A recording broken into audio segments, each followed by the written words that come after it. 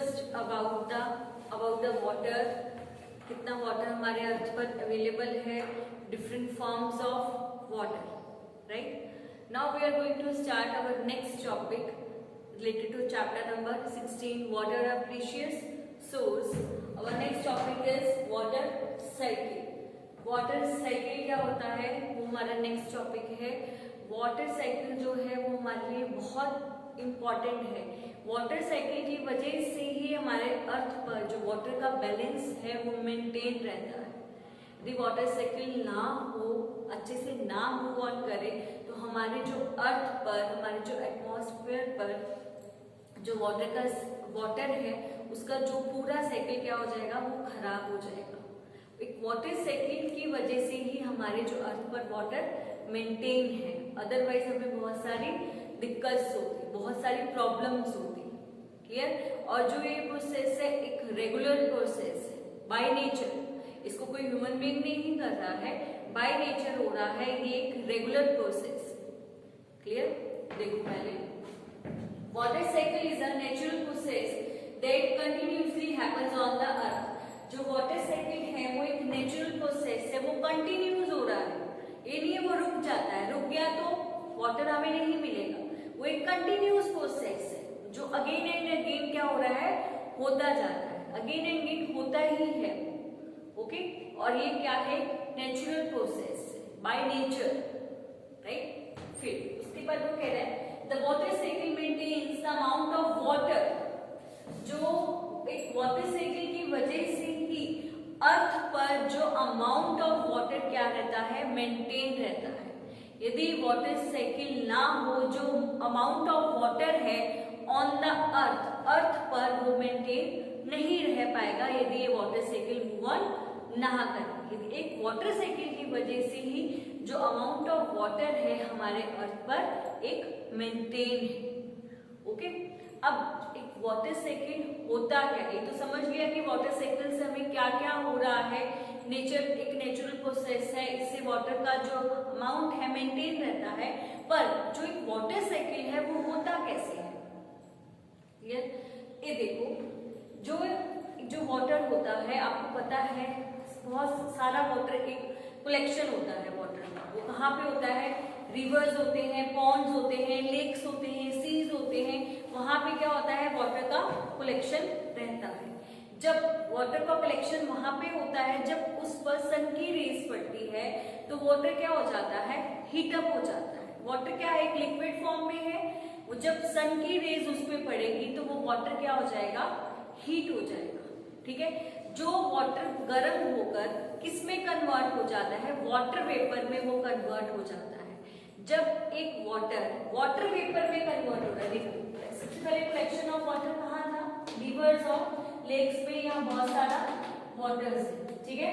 ये सन है, ठीक है, सन की जो रेज है इस पे पड़ती है, ये लेक्स, रिवर्स और लेक्स पर सन की रेज पड़ रही है, तो वो क्या हो जाता है, वो वाटर क्या हीट हो जाता है। ओके। जब वाटर हीट हो गया तब वो वाटर किसमें कन्वर्ट हो जाता है, वेपर के फॉर्म में कन्वर्ट हो जाता है, वाटर वेपर्स बन जाते हैं। जब वो वाटर वेपर्स बन गए तो उस प्रोसेस को क्या बोलते हैं, जब एक liquid form of water vapour में कन्वर्ट हो जाता है, उस प्रोसेस को हम इवेपोरेशन का प्रोसेस बोलते हैं। आप स्मॉल क्लासेस से ही ये पढ़ते आ रहे हो, थर्ड फोर्थ फिफ्थ में भी हमने पढ़ा था, तब उसका लेवल थोड़ा कम था, अब थोड़ा लेवल बढ़ गया है। चीज वही है, थिंग वही है। जब भी कोई भी वाटर हम गर्म करते हैं, अब आप अपने घरों में भी कभी देखना, अब जब वाटर को गर्म करते हैं, जब वो अच्छे से गर्म हो जाता है तो वो उबलने लग जाता है, बॉयल होने लग जाता है, तो उसकी जो भाप है, ठीक है, स्टीम है, वो ऊपर की तरफ जाने लग जाती है, तो वो क्या है, वो वाटर वेपर है। और वाटर क्या है, पूरा उड़ जाता है। जब ऐसे ही चलता रहेगा तो वहां पे वाटर खत्म हो जाएगा, राइट। तो वो जो वाटर है वो किस में कन्वर्ट हो गया, वाटर वेपर में कन्वर्ट हो गया। तो उस प्रोसेस को क्या बोल रहे हैं, इवेपोरेशन का प्रोसेस बोला जाता है। जब वाटर एक लिक्विड फॉर्म में था, वो वेपर में कन्वर्ट हो गया, तो उस प्रोसेस को इवेपोरेशन का प्रोसेस बोलते हैं। अब जो वाटर वेपर है, जितने भी वाटर वेपर्स होते हैं, जब इकट्ठे हो जाते हैं तब वो क्या बना देते हैं, जब भी जो वाटर वेपर्स हैं इकट्ठे होके वो एक क्लाउड्स फॉर्म कर देते हैं, तब क्या बन जाते हैं? क्लाउड्स बन जाते हैं। क्लियर? वाटर वेपर्स इकट्ठे होके क्या फॉर्म करते हैं? क्लाउड्स फॉर्म करते हैं। उस प्रोसेस को हम क्या बोलते हैं? कंडेंसेशन का प्रोसेस बोला जाता है। जब क्लाउड्स फॉर्म हो गए उस प्रोसेस को क्या बोलते हैं?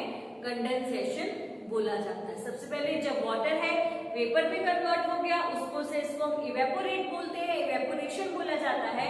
जब वाटर वेपर्स इकट्ठे हो जाते हैं और वो क्लाउड फॉर्म में कन्वर्ट हो जाते हैं, क्लाउड बन जाते हैं, तो उस प्रोसेस को हम क्या बोलते हैं?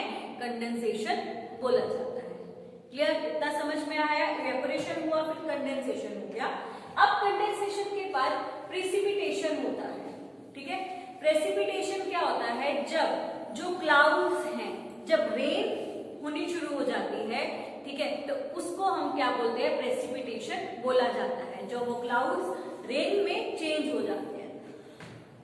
आपको पता है जब क्लाउड्स बनते हैं तो रेन होती है। जब रेन होती है तो उस प्रोसेस को प्रेसिपिटेशन बोला जाता है।